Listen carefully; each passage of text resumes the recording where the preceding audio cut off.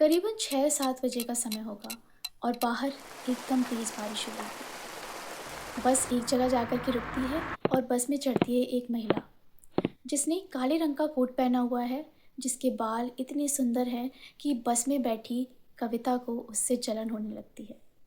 कविता सोचती है कि ये औरत कितनी सुंदर है, कितने प्यारे बाल हैं इसके, काश मेरे बाल भी ऐसे होते। उसको उससे जलन भी हो रही थी और साथ में वो ये भी सोच रही थी कि कहीं ये औरत मेरे पास आके ना बैठ जाए। और वैसा ही हुआ। कविता के पास जगह खाली थी तो वो औरत वहीं आकर के बैठ जाती है।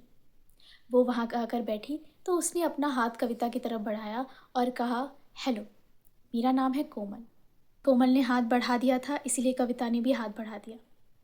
थोड़ी देर बाद कविता ने नोटिस किया कि कोमल के हाथों में एक फाइल है।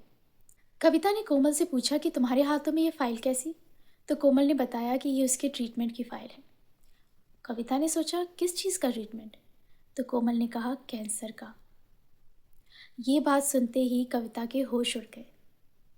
तभी कोमल ने उसको आगे बताया कि उसको ब्रेस्ट कैंसर था, जो कि अब ठीक हो चुका है काफ़ी सारी कीमोथेरेपीज़ के बाद। कविता ने सोचा कि चलो अच्छा है कि चलो ये ट्रीटमेंट जो है सफल रहा और तुम्हारा कैंसर अब सही है। लेकिन कोमल ने फिर आगे कहा कि वो कैंसर मेरे ब्रेस्ट से तो ख़त्म हो गया, लेकिन अब वो 4 जगह मेरे सिर में पहुंच चुका है। कविता बस टुकटुकी लगाए कोमल को देखे जा रही थी। उसे विश्वास नहीं हो रहा था कि जिस औरत से वो अभी इतनी ज़्यादा घृणा कर रही थी, उसी औरत ने इतनी सारी चीज़ें सही हैं। कोमल ने बताया उसको कि उसके पति और बच्चों ने भी उसको छोड़ दिया है और ये सब सुनते हुए कविता का दिल दहलाए जा रहा था।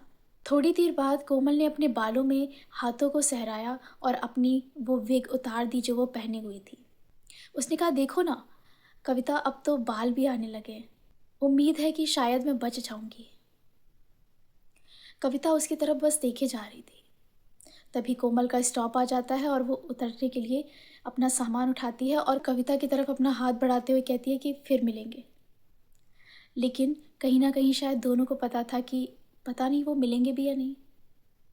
कई बार जिंदगी में हम दूसरों को देख करके अपने मन में कुछ धारणाएं बना लेते हैं, बिना ये सोचे समझे कि वो इंसान किस चीज़ से गुजर रहा है। So this is a message to all out there कि बी काइंड टू एवरीवन। और इस ज़िंदगी को आज जितना जी सकते हो ना, जी लो, क्योंकि कुछ नहीं पता है कल का। कल कि हम कहाँ होंगे, कैसी हालत में होंगे, कैसे हालात होंगे हमारे, कुछ नहीं पता है।